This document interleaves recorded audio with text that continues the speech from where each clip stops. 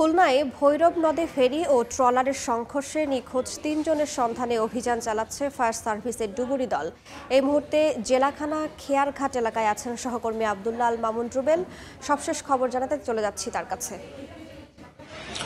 খুলনার জেলখানা খেয়াঘাট থেকে ট্রলার দুর্ঘটনায় নিখোঁজ ৩ জনের খোঁজ কিন্তু এখনো মেলেনি, অর্থাৎ প্রায় ২৪ ঘন্টা অতিবাহিত হলেও এই যে ভৈরব নদীতে ট্রলারের ধাক্কায়, ট্রলারে ফেরির সঙ্গে ধাক্কায় যে ৩ জন নিখোঁজ হয়েছেন, সেই ৩ জনের উদ্ধারে ফায়ার সার্ভিস, নৌবাহিনী এবং কোস্টগার্ডের সমন্বয়ে বিভিন্ন ডুবুরির টিম আজ সকাল থেকে দ্বিতীয় দিনের মতো আসলে উদ্ধার অভিযান শুরু করে এবং তারা কিন্তু মাঝ নদী দিয়ে একেবারেই নদীর বিভিন্ন প্রান্তে আসলে চলে যাচ্ছেন যে নিখোঁজ ৩ জন হয়েছেন তাদের আসলে উদ্ধারের জন্য। তবে এখন পর্যন্ত আসলে কারোরই খোঁজ মেলেনি। এর মধ্যে একজনের পরিচয় আমরা জানতে পেরেছি, যার বাড়ি হচ্ছে ঠিক নদীর ওই পারে। তিনি খুলনাতে একটি দোকানে কাজ করতেন এবং গতকাল রাতে 10:30টার দিকে এখানে এই দুর্ঘটনাটি ঘটে। এই ভৈরব নদীর এই মাঝ নদীতে এখানে আমরা দেখেছিলাম, বা এখানে স্থানীয়রা যেটা জানিয়েছেন সেটি হচ্ছে গিয়ে একটি ট্রলার এখান থেকে পার হয়ে খুলনা শহর থেকে বাইরের দিকে যাচ্ছিল, আর অন্যদিকে একটি ফেরি আসছিল এবং ফেরির সঙ্গে ট্রলারটি ধাক্কা লাগে এবং ধাক্কা লেগে বেশ কয়েকজন আসলে নদীতে পড়ে যায় এবং এদের মধ্যে কয়েকজন সাঁতরে উঠতে পারলেও ৩ জন কিন্তু আসলে উদ্ধার হতে পারেনি। এর মধ্যে আমরা যেটা জেনেছি, একজন মহিলা আছেন, একজন শিশু আছেন এবং একজন পুরুষ আছেন এবং ওই পুরুষটির আসলে পরিচয় নিশ্চিত হওয়া গিয়েছে।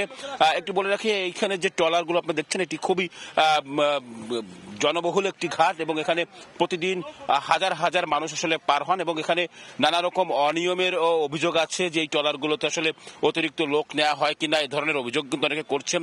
এবং পাশাপাশি এই ঘাটগুলো কিন্তু সেভাবে আসলে ঘাটেরও নানা রকম অনিয়মের অভিযোগ রয়েছে। আমরা যদি একটু যেটা বলছিলাম যে ফায়ার সার্ভিস এবং বাংলাদেশ নৌবাহিনী, বাংলাদেশ কোস্টগার্ডের ডুবুরি দল তারা কিন্তু আসলে চেষ্টা করে যাচ্ছেন এবং তারা বলছেন যে তারা এই অভিযান আসলে অব্যাহত রাখবেন। তবে যেটি হচ্ছে গিয়ে জোয়ারের সময় আসলে তাদের এই উদ্ধার অভিযান কিছুটা বাধাগ্রস্ত হয়, তাদের উদ্ধার অভিযানে কিছুটা অবস্থা বাধাগ্রস্ত হয়।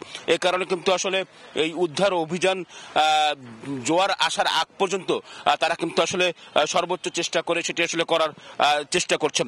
একটু বলে রাখি, এর পাশাপাশি কিন্তু আমরা স্থানীয়দের দেখেছি যে ট্রলারে বসে একেবারে নদীর পার ঘেঁষে আসলে মাইকিং করছেন এবং সেখানে তারা আসলে বলছেন যদি এমন কোনো আসলে কিছু তারা আসলে দেখে থাকেন যে কোনো কিছু ভেসে উঠছে বা কোনো কিছু পাওয়া যায় কিনা, সেটি আসলে মাইকিং করে আসলে সবাইকে সতর্ক করা হচ্ছে বা সবাইকে জানিয়ে দেওয়া হচ্ছে। যেটি আসলে বলছিলাম, স্থানীয় মানুষ এখানে কিন্তু আমরা দেখেছি যে